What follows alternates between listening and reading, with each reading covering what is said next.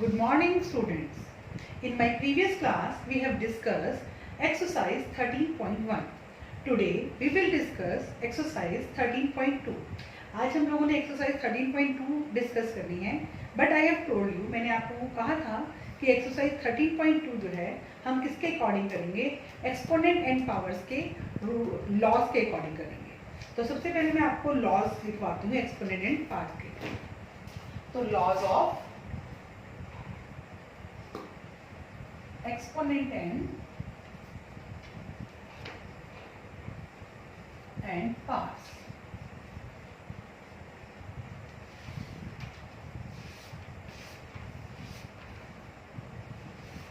First law है हमारा, if bases are same in multiplication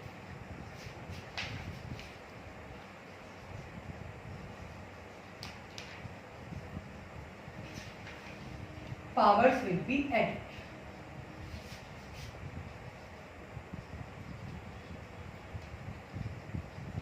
example है इसका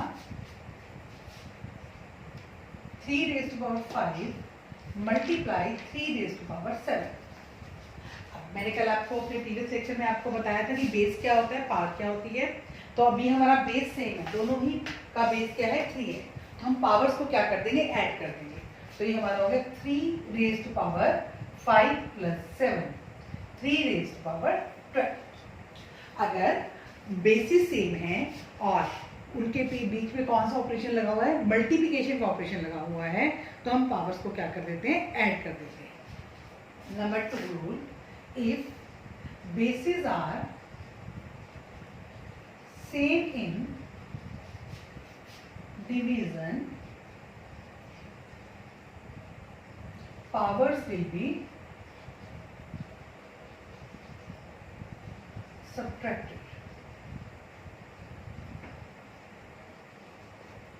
अगर आपके बेसिस सेम है और डिवाइड का ऑपरेशन लगा हुआ है, तो हम पावर्स को क्या कर देते हैं, डिवाइड माइनस कर देते हैं। जैसे 3 raised to power 5 minus divided 3 raised to power 7, तो ये 3 raised to power 5 माइनस 7, तो 3 raised to power -2, ये आंसर आएगा। अगर मल्टीप्लाई में बेसिस सेम होते हैं तो हम क्या करते हैं, पावर्स को ऐड करते हैं,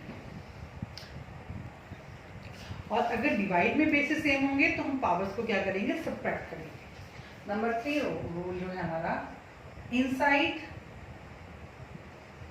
and outside powers will be multiplied।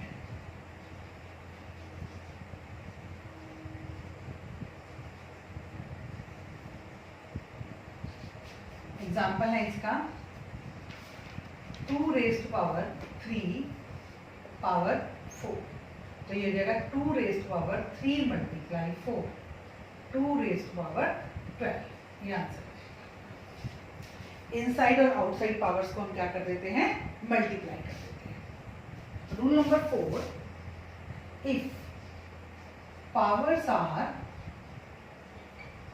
same in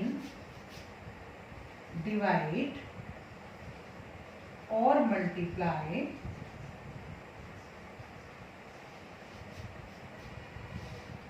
bases will be divided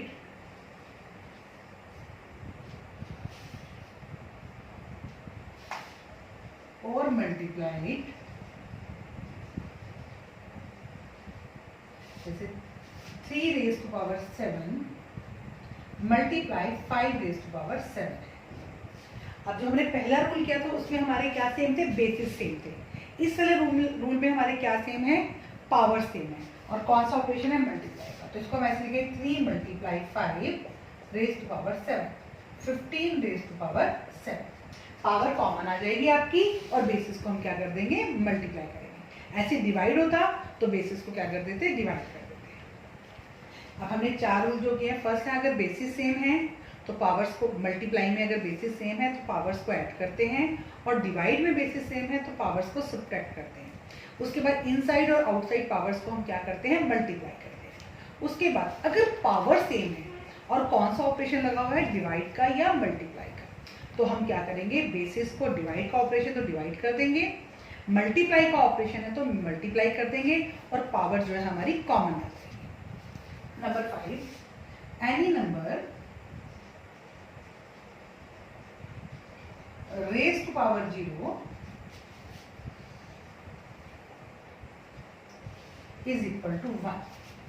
अगर किसी भी नंबर की पावर क्या होती है, 0 होती है, तो उसका आंसर क्या होता है, 1। जैसे a रेज़ टू पावर 0 तो आंसर हमारा आया 1, 5 रेज़ टू पावर 0 तो आंसर क्या है हमारा 1, 100 रेज़ टू पावर 0 तो आंसर हमारा क्या आया 1। किसी भी नंबर की पावर, कोई भी नंबर चाहे जितना मर्जी बड़ा हो, चाहे कोई भी नंबर जितना मर्जी छोटा हो, अगर उसकी पावर 0 है तो आंसर क्या आएगा, 1 आएगा। ठीक है, ये हमारे 5 रूल्स हैं जिसके अकॉर्डिंग हम एक्सरसाइज 3.2 करेंगे। अब हम एक्सरसाइज 13.2 स्टार्ट करते हैं। Exercise 13.2 question number 1, using law of exponent simplify and write the answer in exponential form. हमें क्या करना है, लॉज ऑफ एक्सपोनेंट के अकॉर्डिंग क्वेश्चंस को सॉल्व करना है और फिर आंसर को क्या लिखना है, एक्सपोनेंशियल फॉर्म में लिखना है। अगर मैं यहाँ देखती हूँ तो यहाँ क्या है, bases are same, bases are same in multiplication,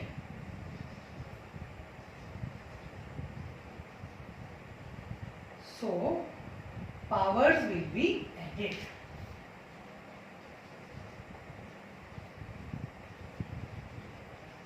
तो ये आ गया 3 raise to power 2 plus 4 plus 8, 3 raise to power 40। ये हम लोगों का क्या आ गया, आंसर आ गया। Second part, 6 raise to power 15 divided 6 raise to power 10।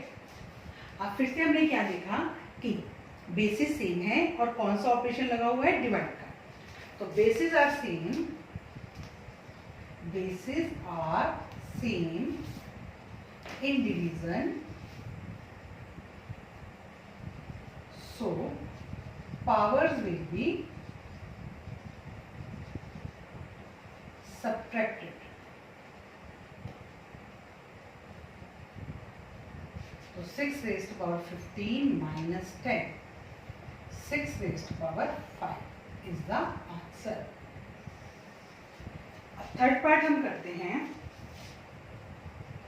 a raise to power 3 multiply a raise to power 2। अब मैं दोबारा से रूल नहीं लिखूंगी, सेम रूल है आपका, bases are same in multiplication, so powers will be added. a raise to power 3 plus 2, a raise to power 5 is the answer. Next fourth part हम लोग करते हैं, 7 raise to power x multiply 7 raise to power 2। Again same rule, bases are same in multiplication, so powers will be added. तो ये आपकी हो जाएगी 7 raise to power x plus 2। इसको बस ऐसे छोड़ देंगे, इसमें कुछ नहीं करना आपने, क्योंकि एक आपका वेरिएबल है और एक आपका कांस्टेंट है, तो ये आपस में प्लस नहीं हो सकते, ये एज इट इज रहेंगे। तो ये हमारा आंसर, वेरिएबल और कांस्टेंट आपस में मल्टीप्लाई हो सकते हैं, लेकिन वेरिएबल और कांस्टेंट आपस में प्लस या सब्ट्रैक्ट नहीं हो सकते, ऐड और सब्ट्रैक्ट नहीं हो सकते। क्वेश्चन नंबर फर्स्ट का 5th part, 5 raise to power 2 power 3 divided 5 raise to power 3। अब हमारा कौन सा रूल लग रहा है कि आपकी एक पावर अंदर है और एक पावर बाहर है, तो inside and outside powers are multiply. तो फिर 5 raise to power 2 multiply 3 divided 5 raise to power 3। तो ये आपका आ गया 5 raise to power 6 divided 5 raise to power 3, 5 raise to power 6 minus 3, तो ये 5 रेज़ टू पावर 3 आपका आंसर है। Next 6th part, 2 raise to power 5 multiply 5 raise to power 5। अब 6th पार्ट में हमारा रूल क्या अप्लाई हो रहा है, यहाँ पर बेसिस सेम नहीं है, यहाँ क्या सेम है, पावर सेम है। तो powers are same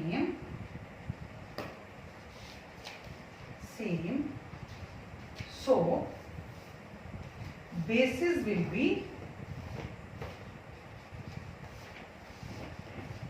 multiplied with common power.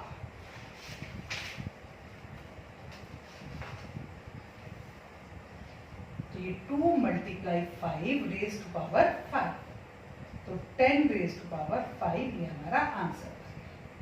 Question number 7, a raise to power 4 multiply b raise to power 4, तो पावर्स आर सेम है, so a multiply b raise to power 4, तो a multiply b हमारे पास क्या बन गया, ab raise to power 4, ये हमारा answer है। ए बी को हम ब्रैकेट में रखेंगे क्योंकि ये ए की पावर 4 है और बी की पावर 4 है। 8 पार्ट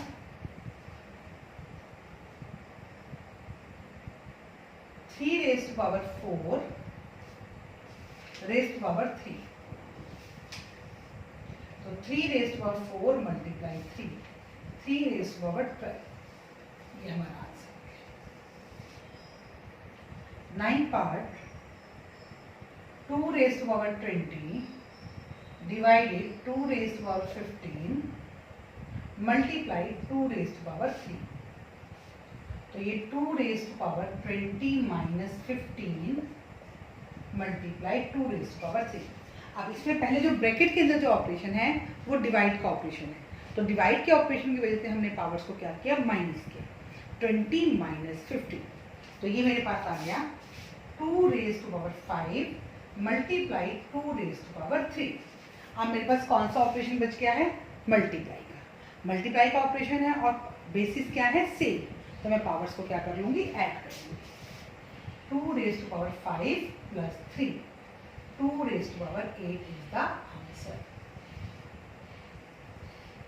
10th पार्ट है इसका, a raise to power t divided a raise to power 2, again bases same है और किसका साइन है, डिवाइड का, तो पावर्स को हम क्या कर देंगे, माइनस कर देंगे।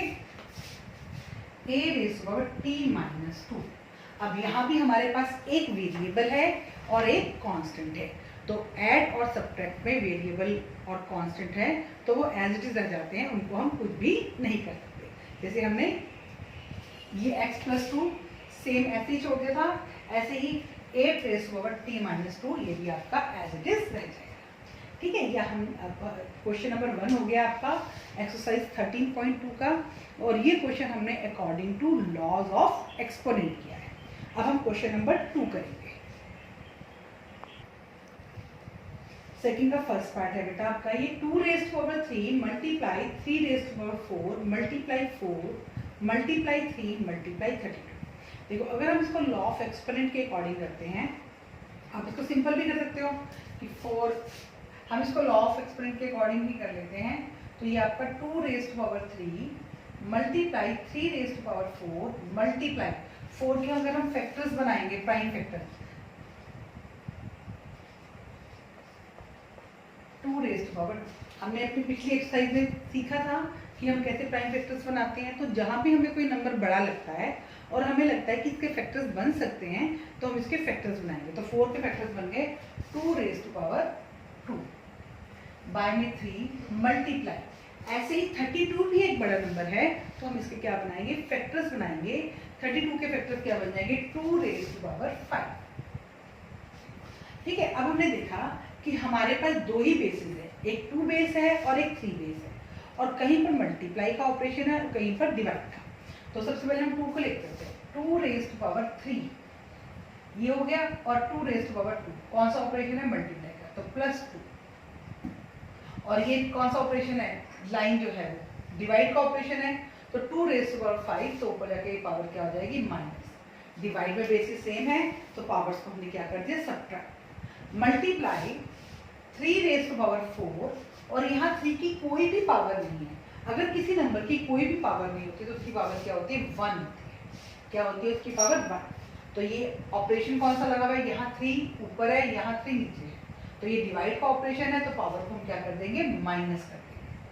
तो 2 raise to power 0, 3 + 2 5, 5 - 5 0 into 2 raised to power 3 और 3 raised to power 3 3 raised to power 3।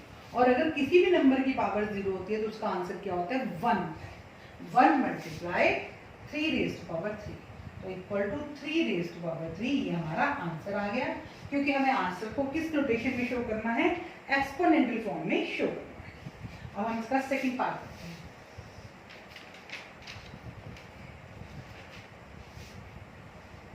5 raised to power 2 raised to power 3 multiply 5 raised to power 4 divided 5 raised to power 7। Again inside और आउटसाइड पावर्स को क्या कर देंगे, multiply. 3 2 6 2 multiply 3 multiply 5 raised to power 4 divided 5 raised to power 7। 5 raised to power 6 into 5 raised to power 4 divided 5 raised to power 7। 5 raised to power 6 plus 4 divided 5 raised to power 7। 5 raised to power 10 minus 7। 5 raised to power 3 is the answer। ठीक है, हमने सिर्फ law of exponent के according किया, basis same थे जहां पर, वहां पर हमने पावर को प्लस और माइनस किया, इनसाइड और आउटसाइड पावर्स को हमने क्या किया, मल्टीप्लाई किया। अब पार्ट 3 करते हैं। 25 raised to power 4 divided 5 raised to power 3। Again अब हमें नजर आ रहा है कि 25 बड़ा नंबर है। कैसा नंबर है 25? बड़ा नंबर। तो हम इसके फैक्टर्स बनाते हैं। 25 के जब मैंने फैक्टर्स बनाए 5 5 जा 5 1 जा तो 5 raised to power 2। तो ये 5 raised to power 2 और पावर 4, ये 4 पावर तो इसकी रहेगी, ये पावर तो खत्म नहीं होगी ना।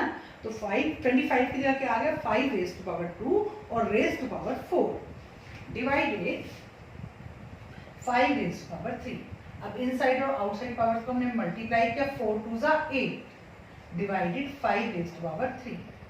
तो ये 5 raised to power 8 minus 3 5 raised to power 5 is the answer। Fourth part करते हैं। 3 multiply 7 raised to power 2 into 11 raised to power 8 upon 21 into 11 raised to power 3। तो ये 3 multiply 7 raised to power 2 multiply 11 raised to power 8 multiply divided 21 के हम factor बनाएंगे 3 multiply 7 into 11 raised to power 3। 3 से 3 हमारा cut हो गया। 7 raised to power 2 minus 1। अभी भी मैंने आपको इस क्वेश्चन में बताया था कि जहां पर हमारी कोई पावर नहीं होती वहां हमारी पावर क्या होती है 1। तो ये 7 की पावर कुछ नहीं है तो क्या होगी 1। 7 2 minus 1 multiply 11 raised to power 8 minus 3। तो ये आ गया 7 into 11 raised to power 5। ये हमारा आ गया answer 7 into 11 raised to power 5। अब हम नेक्स्ट पार्ट करेंगे इसके। पार्ट 5 है हमारा 3 raised to power 7 divided 3 raised to power 4 multiply 3 raised to power 3।